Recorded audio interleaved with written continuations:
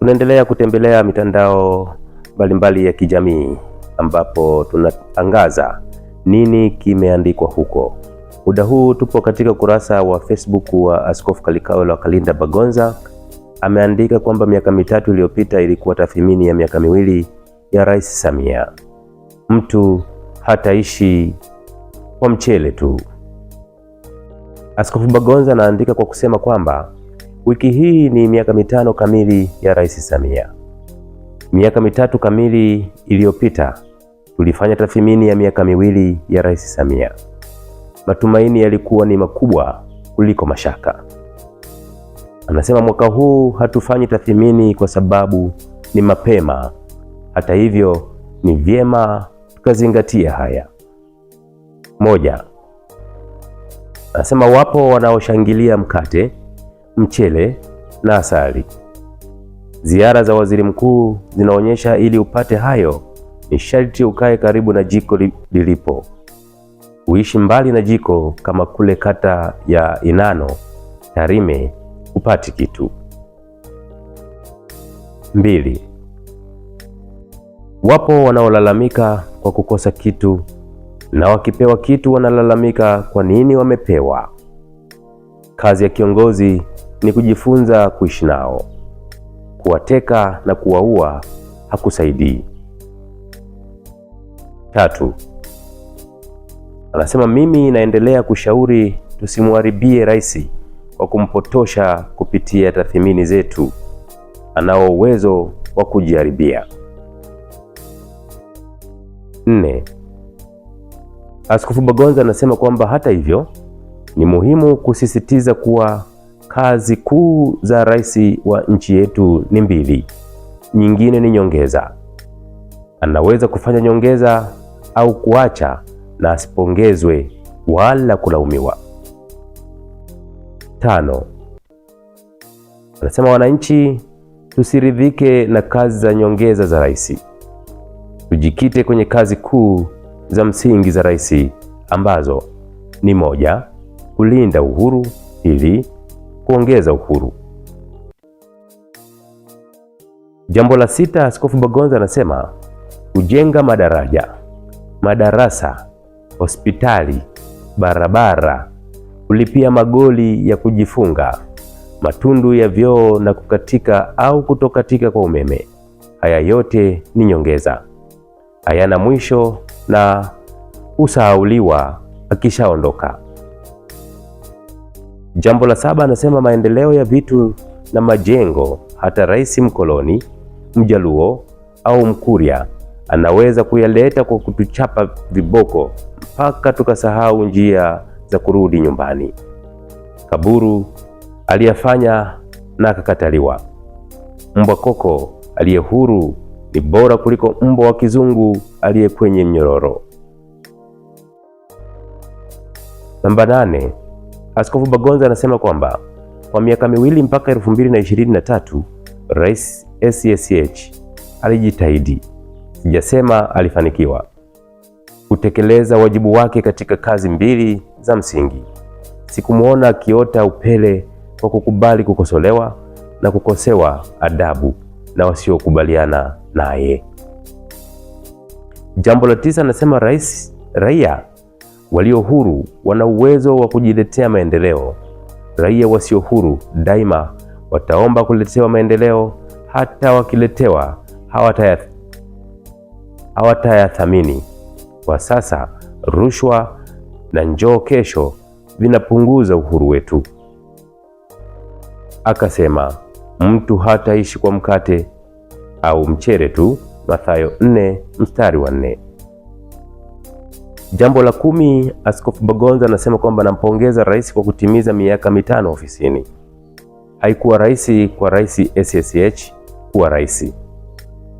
Bado urais sio mwepesi katika mfumo wetu wa uchoyo, winner takes it all. Bado anayo fursa ya kuweka historia na kuacha urithi usiosahaulika endapo ataamua kuwasikiliza wananchi kuliko washauri na machawa.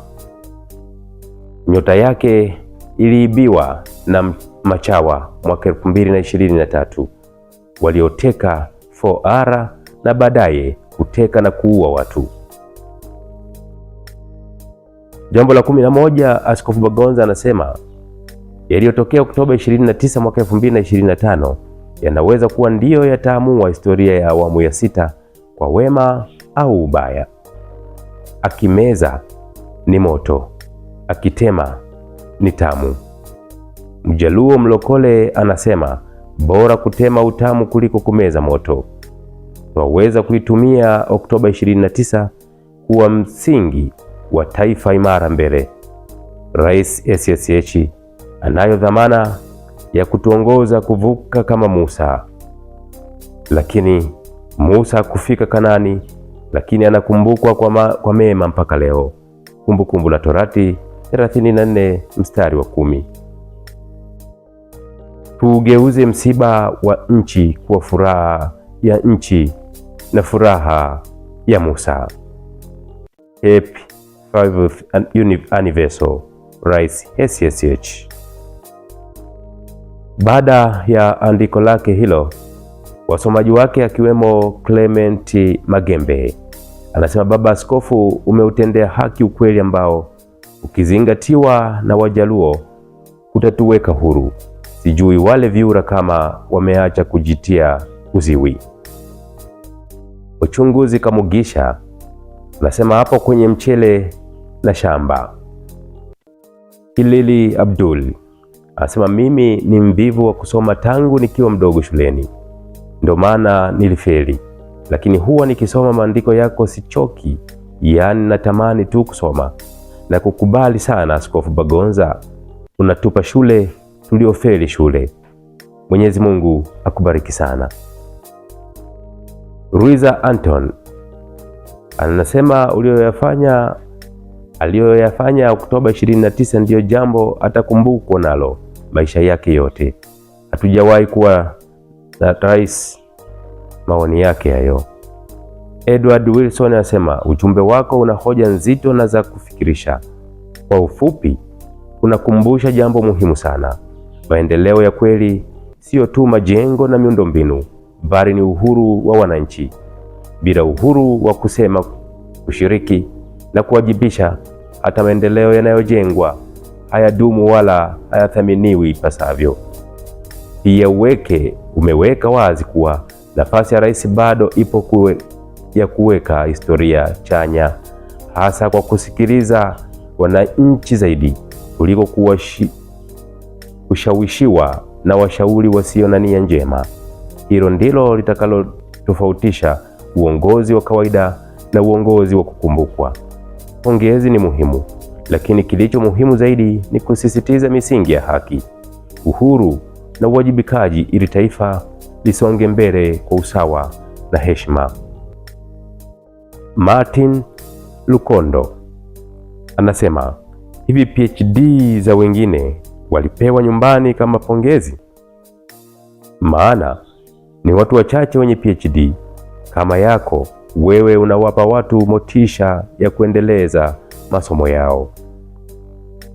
Urarire Muijuka asema nina wazo, hivi tukipata watu 50 kama Bagonza ndani ya nchi, si tutaweza kuona mwanga kweli?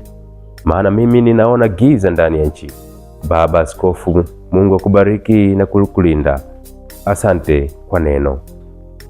David Ishengoma Thomas asema huyu mzee ana akili sijawahi kuona. Hapo ndipo utajua watu wa Kagera kwa nini Nyerere aliwapinga, ni kwa sababu ya IQ, kule hakunaga nyumbu. Deudith Jovin Kahangwa anasema bora kutema utamu kuliko kumeza moto. Filipo Pambe anasema kulipia magoli ya kujifunga. Rajabu Yasin anasema Baba Askofu Bagonza, hata magoli ya kujifunga yanalipwa. Mwenzio simama nishuke. Beauty Stein anasema uhuru una gharama zake duniani kote. Vipi kuhusu uhuru ulioongezwa? Anyway, Mungu tu ndo msaada wetu. Mzee Baba anasema Musa hakufika Kanani, lakini anakumbukwa mpaka leo. Barikiwa baba. Ochieli Masese anasema kutema utamu ni afadhali kuliko kumeza moto. Shikamoo. Igwe bin Haki anasema kuna nywinywinywi wala nywinywinywi. Loliondo jeshi la ulinzi na kikwenda kukuta mahindi shambani mwa raia. Utawala Afrika ni kuibia wenye nchi kwa vitisho vya dola. Riz Timing anasema giza ni kubwa kuliko nuru, ila yupo Mungu mbinguni aonaye yote. Huyo ndio mwenye kutupatia kweli tunayoiongoza. Avielazile anasema like hapa alafu urudi ukasome namba 3 ya moto. Hatari askofu, kweli askofu. Eribathi Bagoka anasema baba askofu Dr. Bagonza, wanaona wewe ni fahari ya fahari. Gaya anasema eti mjaruo mlokole. Alvatoli Mujwahuz anasema kwenye goli la kujifunga hapo nimepata kihindi kwa kweli, kwa kucheka. Cosmas Waritu anasema namba 9 katika ubora wake. Justin Sinkonde anasema hapo kwenye magoli ya kujifunga ndio nachanganyikiwa mimi, mjukuu wa Mwene Kapele Kalikawe wa Kalinda Bagonza. Balak Gideon anasema no comment, itoshe kujivunia uwepo wa watu wa Nyakusimbi. Amul Justin anasema baba, hii haina comeback, umepiga kwa mshono, yaani ukimeza moto kitema tamu na ukitamani kuimeza inakuwa ya moto tena. Woi. Edo Kisangi anasema hapo kwenye magoli ya kujifunga. Frederick ya Mungu anasema bora kutema tamu kuliko kumeza moto. Baraka TZ anasema huyu mzee ni noma. Alfred Anton anasema PhD Jumapili na kuja kusali kanisani kwako. Mivati Fabiano anasema baba askofu, Mungu akulinde sana. Isaac Kavishe anasema kodi zako ni hatari, usipofikiria kidogo hutaelewa kitu. Makoi anasema asante sana baba askofu Kalikawe wa Kalinda Bagonza. Gasto Musha anasema PhD imeongea. Benevenito Ngosi anasema tusomeshe watoto. Justness Modesty anasema nimetoa maoni yangu kimoyo moyo.